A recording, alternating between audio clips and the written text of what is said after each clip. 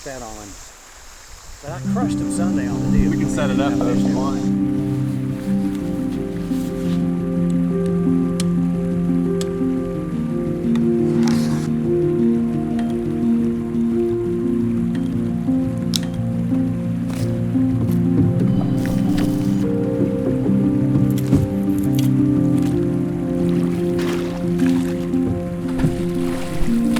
I'm not an expert on these things, but momentum is important. Often you can kind of push your way through these obstacles because you have water working for you rather than against you.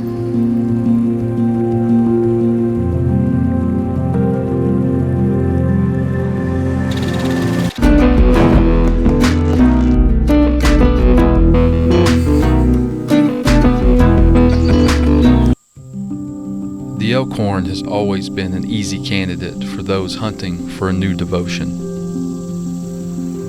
Its waters a lodestone for large congregations of different folk. The creek's mythical beauty ensnares the memory and inspires pilgrimages. Its catharsis preached far and wide. Its banks, a requiem of time lost and depth gained. Elkhorn Creek has cut its home into the limestone rock just north of Frankfort, Kentucky. This celebrated stream, the muse of many world-class writers, artists, and serenity seekers, is the combined effort of South and North Elkhorn Creeks, both of which have their headwaters around Lexington, Kentucky. The creek has floating opportunities throughout its entire length, but we'll only concentrate on a couple. The first is a challenging 5-mile paddle with several small rapids. The second is a 2.6-mile, family-friendly float that can be enjoyed in an afternoon and has a quick shuttle. If you plan on paddling the Elkhorn, flows between 200 and 1,000 CFS are ideal for floating. Lower CFS produces better fishing. Many riffles become very shallow below 200 CFS and may require walking your boat. Remember to bring your tether just in case. And check the USGS streamflow tables for up-to-date information. The first float begins in Forks of Elkhorn, a small community just east of Frankfort. Parking areas are on both sides of North Scruggs Lane, right at its junction with US 460. There's a small fee to park and put in, which can be paid at the Elkhorn Campground office off of McConnell Road, further up Scruggs Lane. Put-in access is next to the bridge. Here, the confluence of South Elkhorn and North Elkhorn Creeks become the main stem of Elkhorn Creek. This introduction to the creek is a long and mostly shallow straightaway. The primary feature of this section is a small rapid named Church Wave, created by the remnants of an old dam. After a third of a mile, the creek veers to the left and deepens. 2 bridges for the Jim Beam Distillery will come into view. That dull roar you hear is the Jim Beam Dam, which is only 900 feet from the second bridge. Stay to the left on approach. A portage area is on the left side of the dam. Put in well below the recirculating current. From here, the creek turns into a long pool. The current will start to pick up, and before you know it, you're crashing through the S-turn, a set of Class 2 rapids that flows through 2 bends.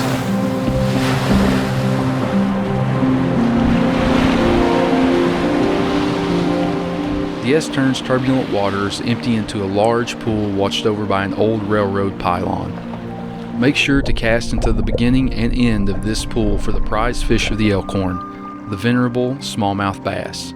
You may have heard of a guy named Dr. James Henshaw, who wrote the book of the Black Bass.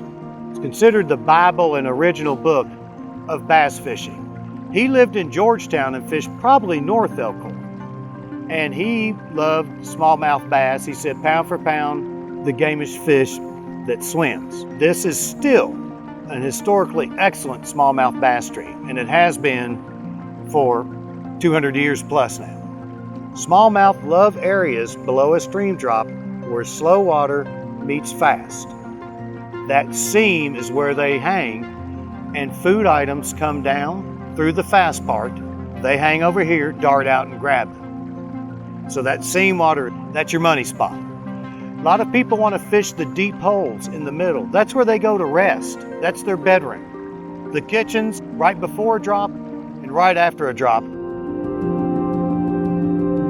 In this area, the Elkhorn straightens, and almost as if holding its hands over your eyes, rewarding you for earning this moment, it opens up to reveal the Palisades. The Palisades just amaze me.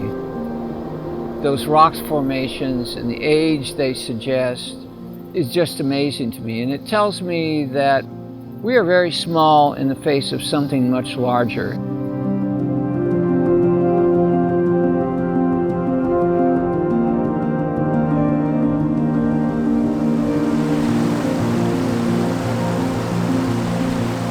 After taking time to ponder the meaning of existence, you better get your wits about you because there are 2 dropping rapids that will take anything not strapped down.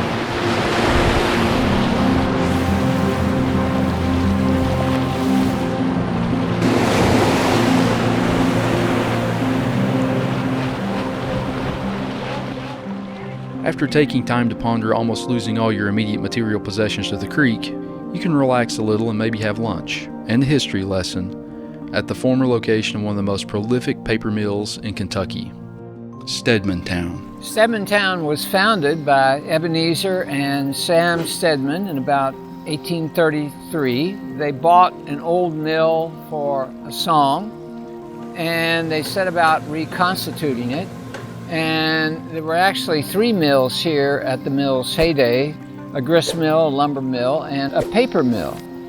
And each of those mills employed workers. And because this place was relatively inaccessible, certainly for commuters, a little town grew up around it, and there were 15 or 20 houses. There was, during the 1850s, in its heyday, a post office here. He created his own, call it industrial community. Steadman was best known for the production of paper. In order to produce that paper, he used a steam engine which consumed vast quantities of timber. And so as a consequence, in his book, he writes about buying the timber rights to land in this area. The effect of it over a long period of time was to denude large portions of the Elkhorn Valley. The mill ran until, I think, the 1870s. It had a long history with some flush days as well as some lean days, some tragedies, including the place burned at least once, I think maybe twice. The dam washed out more than once. Steadman had the quality of being able to adapt to these kinds of circumstances. He must have been an eternal optimist. His book, Bluegrass Craftsman, is said to be one of the best historic accounts of the process of making paper in America. Steadman produced virtually all of the paper which state government, even in the 19th century, a huge bureaucracy, used. The only relics of this once thriving community are old foundations that Mother Nature is slowly taking back, and a bent metal pin that once helped fortify the dam. The site of the dam itself is now just a small rapid. In many places throughout Kentucky, the state's natural beauty is juxtaposed with markers of its violent history. Just beyond the churning waters of Steadman Town is one of those sites. Craning your head toward the right bank, you may get a glimpse of 2 old log structures. These log homes are the Cook cabins, the site of the Cook Massacre of 1792, where raiding Wyandot Indians vying for their own way of life encountered settlers trying to do the same. While floating for fun can't compare to the hardships of those past times, reflection bears witness to one conclusion: the Elkhorn remains vital. At around 3 3/4 miles of creek travel, the Elkhorn splits around an island. You'll have no regrets taking either direction because each fork holds a significant rapid.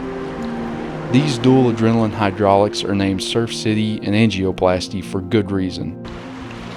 At higher water levels, these pose a fun challenge for those looking for a bit of chaos. A little further on, you'll be greeted by a creekside anomaly that is out of place and time. 4 Greek columns. This has been nicknamed the Temple of the River Gods. These columns are said to have been sculpted for the new state capitol building in Frankfort, but never used.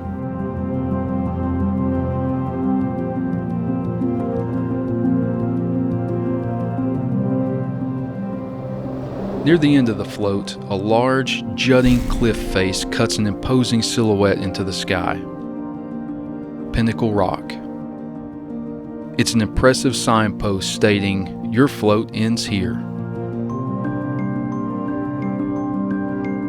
Just downstream on the left bank is the Takeout.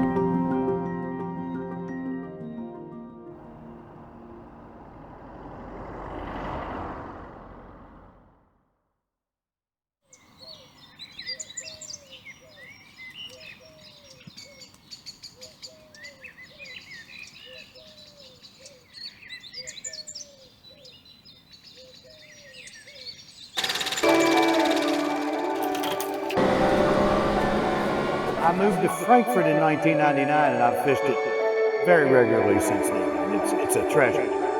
You won't be in a bad mood here long.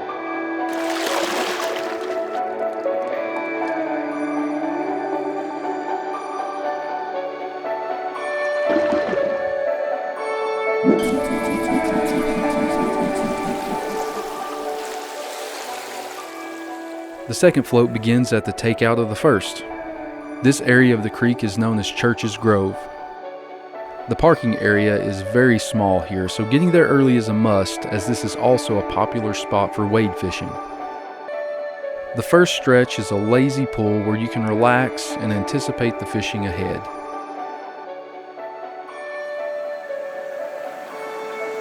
Your boat will be quickly pushed through 2 riffles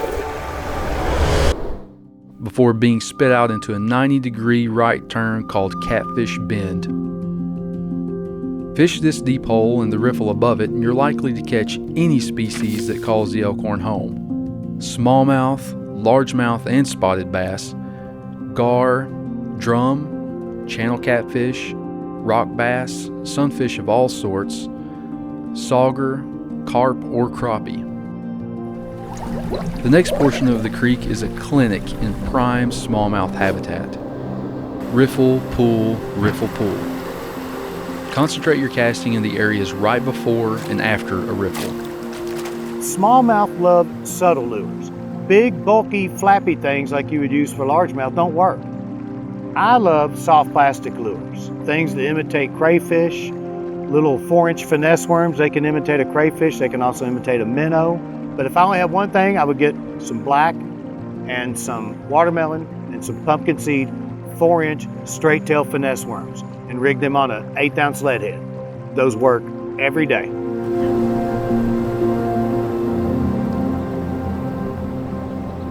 The creek chokes in slightly and sycamores from opposing banks bow toward each other, creating a small sanctuary beneath.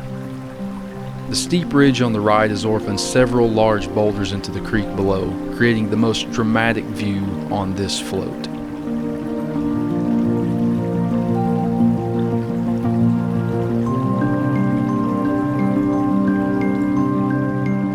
As you approach a large rocky beach, you may hear the vestiges of buoyant chatter echoing off of the hillside. This area serves as the meeting spot for the rejuvenating services of the Church of Elkhorn. The term itself came from the late Scott Robinson, who was a fly fisherman who loved Elkhorn Creek. A common question asked around Frankfort, at least, is what church do you go to? And Scott Robinson's answer was, my church is the Church of Elkhorn. Some of us who were associated neighbors, some of whom live on the creek, decided that we would form a very informal group of kayakers and call ourselves the Church of Elkhorn in his memory. And we created some tenets. One, it is never too early or too late to be festive. Life is a great bath. We all paddle in its pool. And then we got to philosophizing and thinking about Rodney King, Rodney's great statement, profound statement. Why can't we all just learn to get along? And my personal favorite, by a writer named Alan Gurganus, who said, water is family. There's no tithing in the Church of Elkhorn. There's sometimes involuntary submersion. Around 2 miles into the float, the creek drops over 3 easy rapids, ending in a big bend to the left. The long pull to the Takeout starts here.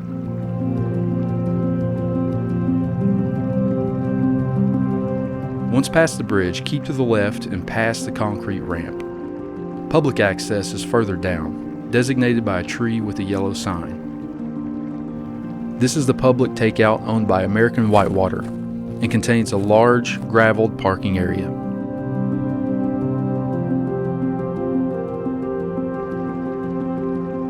Before you leave, make sure to take a moment and remember everything that the Elkhorn has given you this day. How, for a few hours, the barriers you give yourself faded away. Flowing water has little regard for bridges and dams. I don't mean to sound overly philosophical, but it's a spiritual experience. When you interact with a smallmouth, you get a thrill. You get to see something in its natural environment. You get to hold something that's wild. Floating the creek is just fantastic. The scenery, the life you see, navigating the rapids and the riffles. It's fun. I think in this day and age of cell phones and social media, it's a perfect antidote to that. When you go on a float trip with one another, you have to do things in cooperation. So you form a bond with someone after you float with them a couple of times. But also for the individual, it allows you to escape. I see it as a place of refreshment and renewal. I'm convinced that many fishermen come here not with the expectation of catching fish, but simply to get away from the duties, responsibilities of domestic life, and that they want a place where if you want to talk to them, you have to come out in the water to find them. We are relatively close to Frankfort. We're relatively close to Louisville and Lexington, large urban centers. But when you float around here, it's like you're in a semi-wilderness for 5 hours. You escape that. It's cleansing.